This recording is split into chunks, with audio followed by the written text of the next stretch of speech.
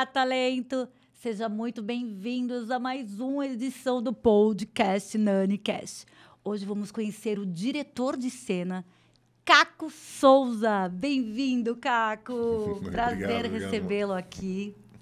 Prazer é meu estar aqui conversando com você. Ai, que maravilha! E eu estou super feliz de você estar aqui colaborando com a gente, ajudando os talentos, os curiosos, a todos a saberem desse mundo do audiovisual, o que a galera busca. Eles sempre fazem 1000 perguntas. Uhum. E eu quero saber sobre o filme. Vamos começar sobre o filme, O Faixa Preta, a história de Fernando Tererê. Me conta como é que foi essa obra, esse longa. Tá. Então, é uma história que começa um tempinho atrás, né? Não temos tempo para falar, né? Que ótimo. Então, assim, conversando com o roteirista, o Neto, né? Rangel Neto, e a gente estava trabalhando um outro projeto, né? Um projeto de um outro roteiro, uma história de época, aquela coisa toda, e no meio dessa conversa toda, ele me contou essa história. Ele falou, ele era um cara ligado ao jiu-jitsu, né?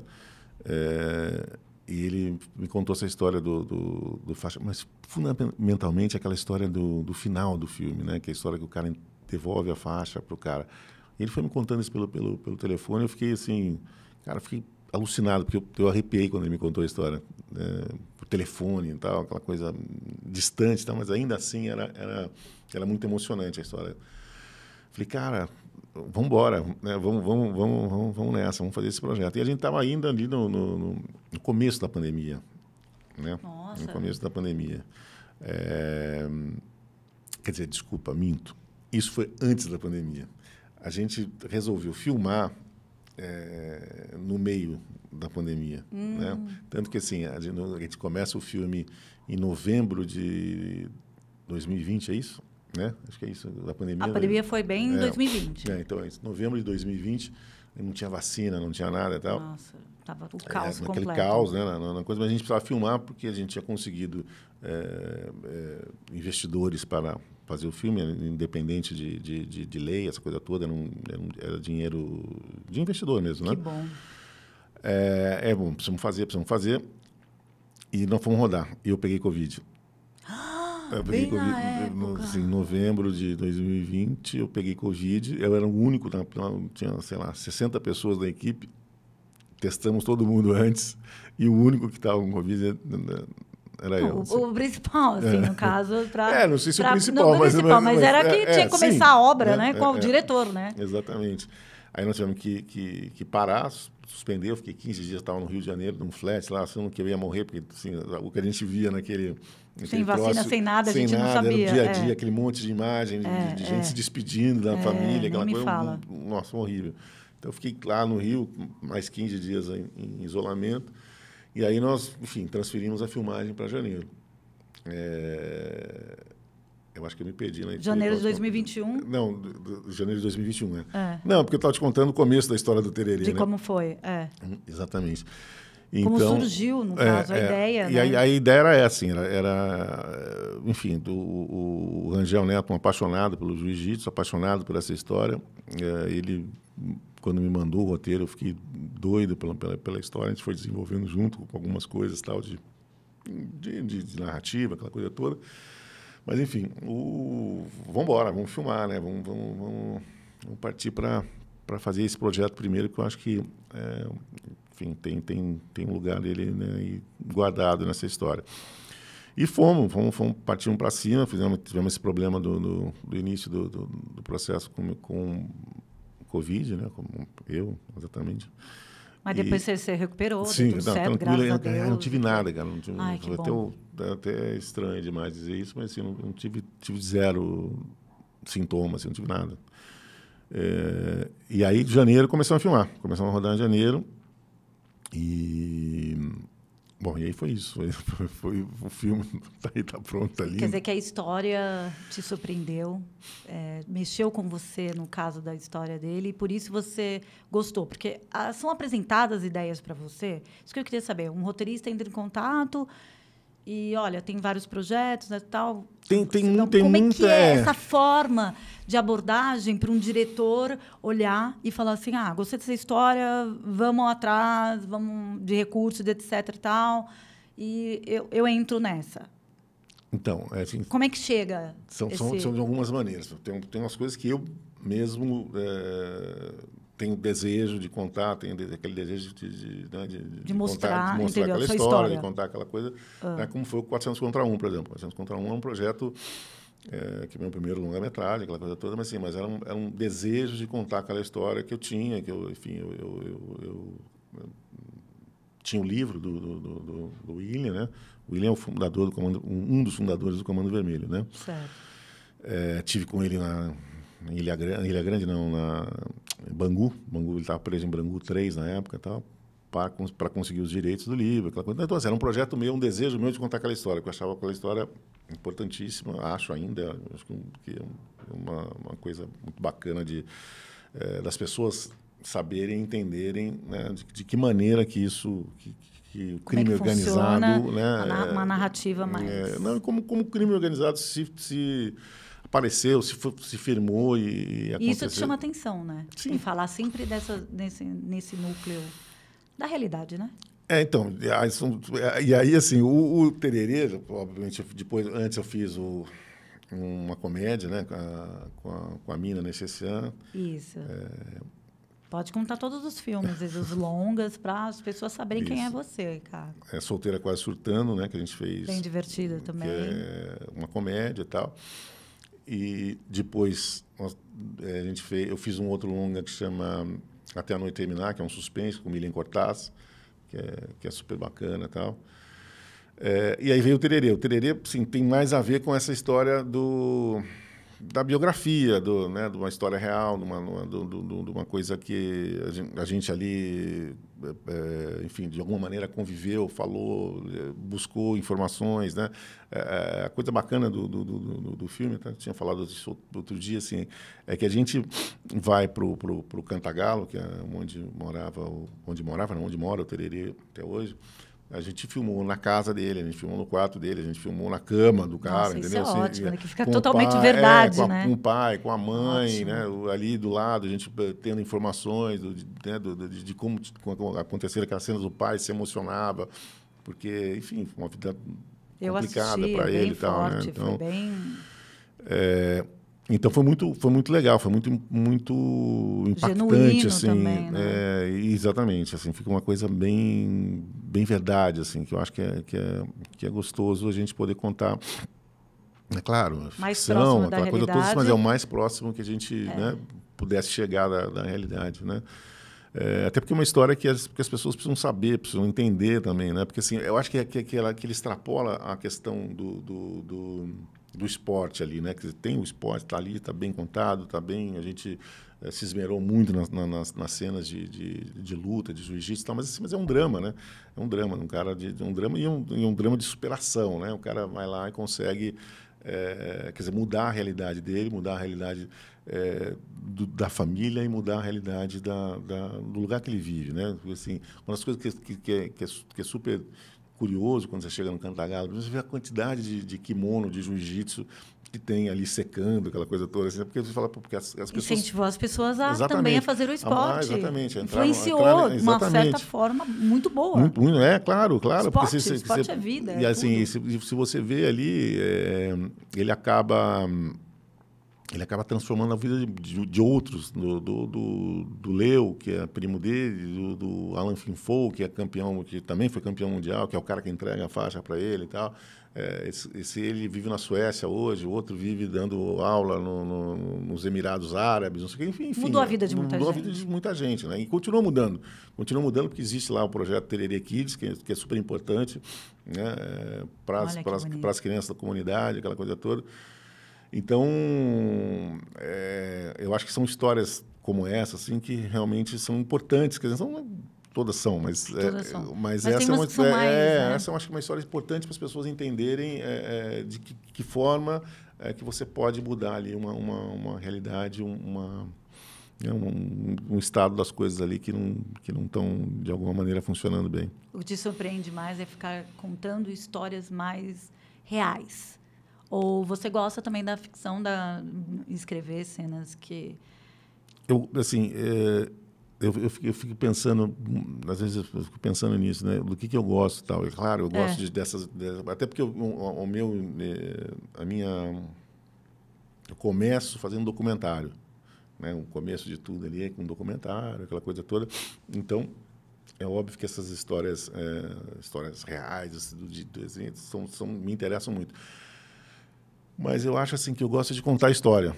Claro. Né? Então, assim, acho que até por isso que assim, o cara vai lá, faz filme de ação, faz filme faz comédia, quer fazer tudo. Não quer fazer tudo, eu quero contar a história.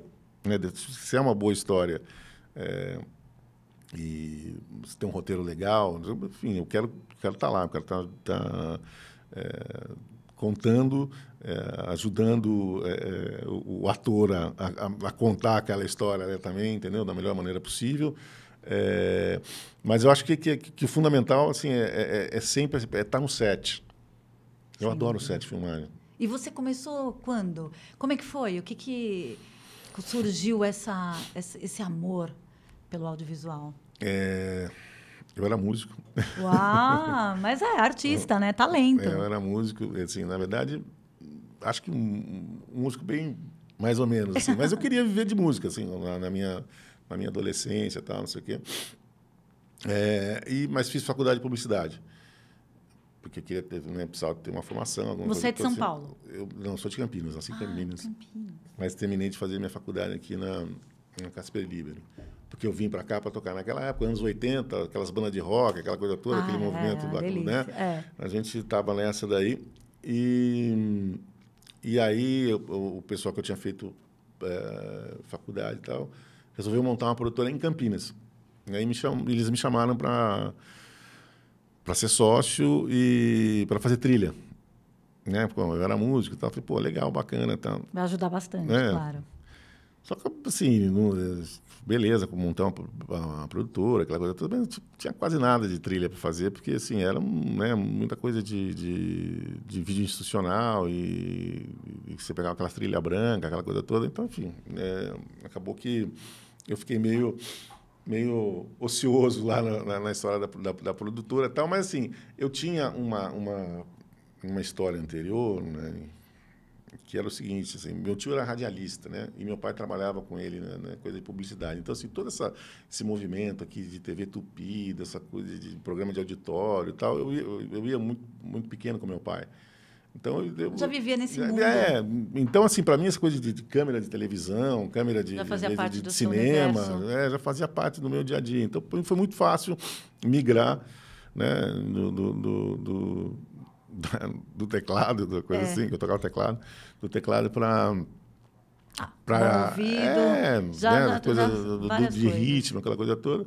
E primeiro comecei sentado ali mexendo na ilha, na época ainda não linear ainda, se mexia com aquelas botoneiras, aquelas coisas assim, tal, bacana. Comecei a montar, tal. E aí eu comecei a ter a necessidade de começar a fazer as minhas coisas. Né, de fazer os meus projetos. Tudo bem, a gente fazia vídeo institucional, fazia comercial de televisão, aquela coisa toda, né, ainda para a região de Campinas e tal. E aí comecei a ousar, né, na coisa da linguagem, aquela coisa toda, e, enfim, eu parti para... Diretor de cena, falar, deixa eu dirigir, que eu quero contar história. Eu quero contar história, exatamente. Aí fui nessa, fui me jogando nessa história toda. Depois eu vendi minha parte lá para os meus sócios, porque eu queria vir para São Paulo, eu queria fazer cinema, não queria... Né, na época a gente tinha uma dificuldade grande, porque era tudo película, tal, eu queria trabalhar com película, com cinema. Aí vim para São Paulo. São Paulo, comecei aí minha vida de freela. A se aventurar. Você já trabalhou em alguma produtora fixa, alguma coisa, ou você é mais freela mesmo? Ou não, eu sou freela, mas a gente, enfim, eu trabalhei num monte de produtora aqui de São Paulo, já, com um monte de gente, com fixo, e depois não fixo, depois com freela, mas assim, eu sempre prezei por essa coisa de ter minha independência para poder fazer as coisas que eu queria. Ser livre e fazer. Né? Porque assim, se eu estou parado num lugar fixo, eu não consigo fazer um projeto que eu queira desenvolver meu, entendeu? Então, por um lado, isso era legal, porque me dá uma liberdade. Por outro lado, também você fica, né, às vezes fica meio complicado, né, no dia a dia, mas é isso. Sendo dirigido, né? Sendo dirigido por alguém, ó, você tem que fazer isso. Não, você não pode fazer isso. Você não pode, olha, a produtora não lá, permite certas coisas. Ser dirigido, né? Você gosta mais de dirigir, com certeza. E como é que é a escolha dos talentos? Porque, como eu te disse, né, tem uma agência, né, gente? A NaniCast, patrocinadora, inclusive, do podcast NaniCast. E, então, a maioria dos ouvintes e da galera que está nos assistindo são talentos, né? Atores, atrizes, talentos em geral. Eles sempre ficam perguntando, diretor, como é que eles escolhem? Como é que o diretor olha? Como é que é feito? No caso, você recebe os testes, aí você olha para algum talento e fala, ele vai combinar com aquele personagem. Como é que você tem essa visão de como chega para você, se você consegue ver vários talentos, porque você tem, no caso, uma diretora de elenco, uma produtora de elenco, te apresenta, e tem alguns nomes que você já fala, olha, entrou esse projeto, mas eu já tenho nomes em mente. E como é que é? Como é que surge essas? Tá. E assim, tem algumas coisas, né? Algumas variáveis na história. Eu recebo muito, obviamente, contato. Aliás, assim, uma coisa que eu adoro fazer é responder todo mundo que me procura. Ai, que maravilha. Que eu acho que uma das piores coisas do mundo é você mandar um e-mail, mandar uma mensagem, mandar uma coisa para alguém e não te responder. E a pessoa não te responder, você fica... E obrigada, gente, ele me respondeu, tanto que ele está aqui, gente. Né? Eu convidei e ele me respondeu e ele está aqui. E realmente é verdade. Porque, assim, acho muito chato, assim. No máximo você fala, não é comigo, não é agora, não tenho, isso, ou no momento não posso. Ou você encaminha seu material para fulano de tal. Até, às vezes, mãe que não, que existe. Pergunta, mas você fala, você direciona, pelo menos, olha, quem cuida desse departamento é fulana, anota o e-mail. Acabou. Eu acho que é importante isso, porque é muito chato. Porque tem um monte de gente... A gente começou também, né? Então, se a gente não tem uma oportunidade de mostrar o trabalho... Se a gente não ajudar as pessoas, exatamente isso. Então, nesse aspecto, eu tento responder todo mundo. Tem algumas pessoas que eu acho que, assim, que eu gostaria de trabalhar, né? Então, assim, são essas pessoas que eu quando eu fui fazer o filme no Sul, né? O Atena, que é um filme que eu fiz. Eu queria que fosse a Mel Lisboa, né? Beleza. Então, falei com ela, topou, vamos embora e tal. O Faixa Preta, né? Tem algumas pessoas ali que estão, que já estavam antes mesmo, quando a gente estava começando a roteirizar aquela coisa, começar a pensar, já tinha gente que estava em mente. Bem em mente. Que combina quase escolhida para aquele negócio. Que está o físico, tudo que se encaixa. Exatamente. Né? Mas, especificamente, assim, te falando de como escolher um talento para... Falando Caco, tá? Sim, até hoje um cara cada um tem a sua visão. Eu estava apresentando uma série que a gente acabou de rodar aí, e eu estava vendo com a pessoa, e ele me perguntou se eu gostava de filmar. Um americano que estava vendo lá o negócio. Tipo, que bacana, quanto tempo você fez? Eu respondi para ele, bacana. E você filmou, você tinha todo o storyboard do que você ia rodar? Eu falei, cara, eu não gosto de storyboard. Eu não gosto de fazer isso para rodar. Por exemplo, depois... eu não gosto dessa preparação. Né? Então, deixar mais livre. Eu não sei, mas é uma coisa pessoal minha. Tem gente que gosta, tem gente que faz um monte de coisa ali e tal, beleza. Então, mas cada um é de um jeito, né? Então, assim, eu prefiro com alguém que vai fazer um papel principal ou uma coisa maior. Eu prefiro conversar com a pessoa, entender o que aquela pessoa pensa da personagem, de que maneira que ela enxerga, que ela vê aquela história, do que ela me fazer um teste. Perfeito. Para ver se ela entende. Exatamente. Porque, assim, é legal você trabalhar com gente que entenda aquilo que ele está fazendo. aonde ele está indo com aquela história, com aquela personagem, aonde, que ponto você quer chegar, né? Por exemplo, no 400 contra 1, por exemplo, teve uma preparação legal com o Christian do Vor, foi lindo, maravilhoso, um cara... O Christian é demais, né? Mas depois da preparação do Christian ali, que foi super legal, a gente deu para o elenco um vasto material de uma pesquisa histórica que tinha sido feita para os caras entenderem o que eles estavam fazendo lá, né? Era muito mais um entendimento do que aquela pessoa, né, fazia naquele espaço, naquele momento, qual que era o momento que o país passava, qual era o momento que o Estado do Rio de Janeiro, como as coisas aconteciam e tal. Até para o cara saber se posicionar, saber entender a história. Entender o que ele estava fazendo ali, o que era aquele cara ali, entendeu? E não só representar. Exatamente, porque fica muito ruim, entendeu? Fica muito ruim. Então, tinha uma coisa, no 400 contra 1, tinha uma coisa que era muito doida, assim, que a gente não dava o diálogo para eles. Ele dava a rubrica da história, o que ia acontecer, tal, não sei o que, mas o diálogo dava no dia. Gosto. Dava no dia para não decorar mesmo, né? Para ver se entendeu. E trazer também coisas para o personagem. Exatamente. Porque se a pessoa entende, ela traz algo que você não pensou. Exatamente. E que, de repente, foi bom. E porque ela trouxe verdade e ela vai ficar mais natural.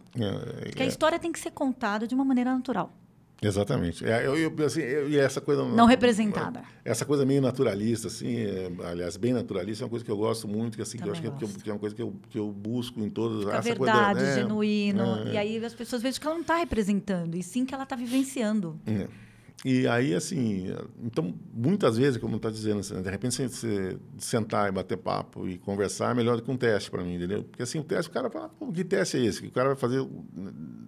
É verdade. Pega um texto, pega um texto, vai lá faz texto câmera, mas na hora vai surgir outras coisas. Eu não quero que você siga. Claro, você tem que saber se o cara tem estofo para aquilo ou não, né? Isso, beleza, claro. Vamos pegar qualquer... Né?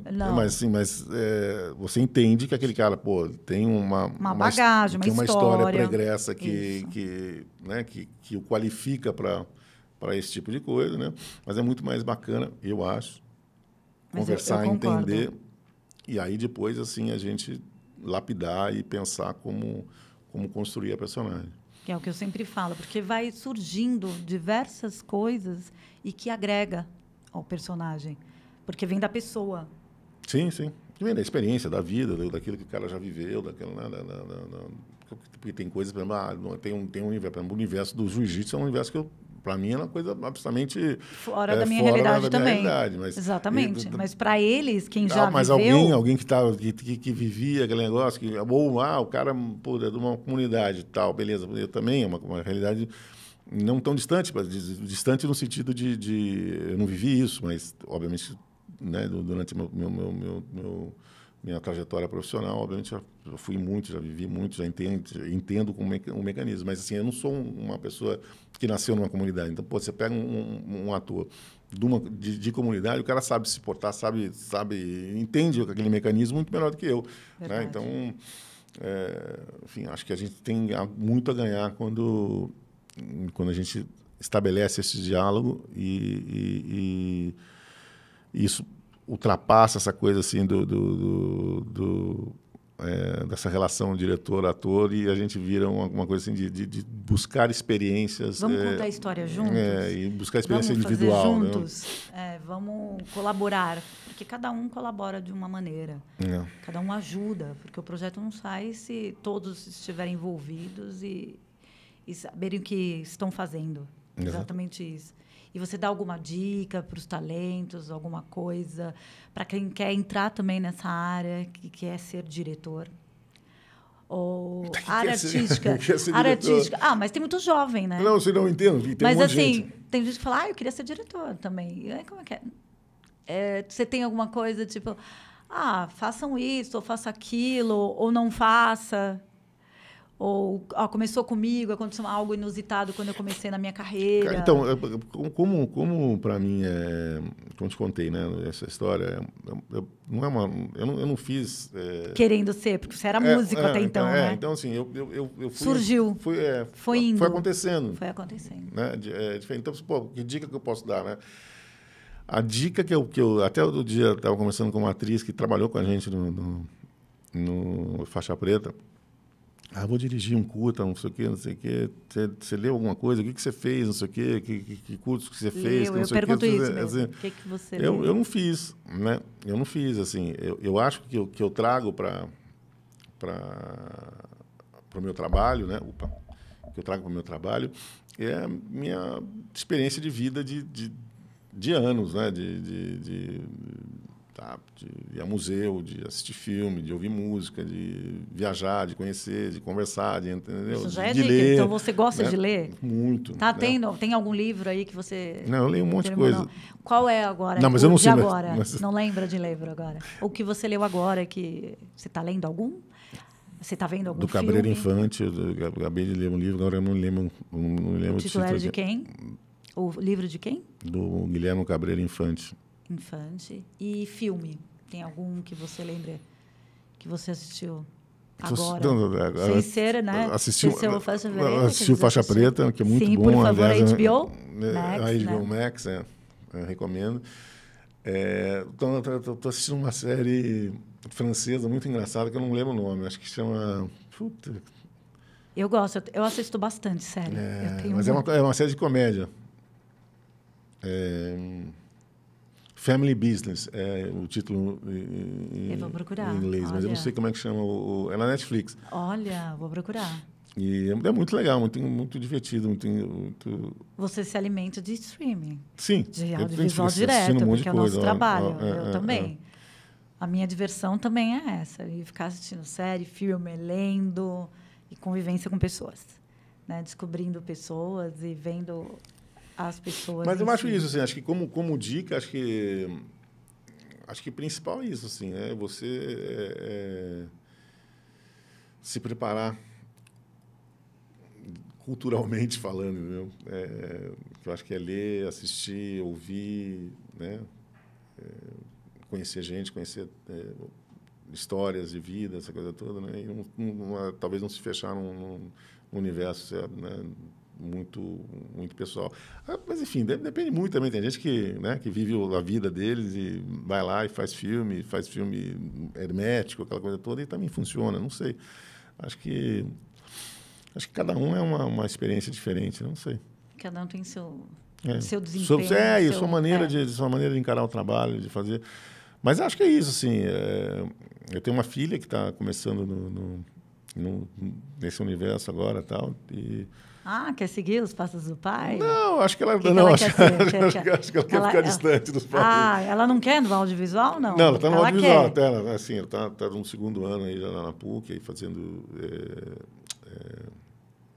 como é que chama, meu Deus? Não é multimeios. Não chama cinema na PUC, chama multimeios.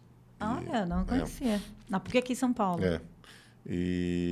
Mas, assim, quer trabalhar como diretora de arte. Ela até fez, como atriz, ela fez uma participação no Atena e tal, que ela sempre foi muito focada naquilo que ela faz. Assim, ela faz bem feito. Então.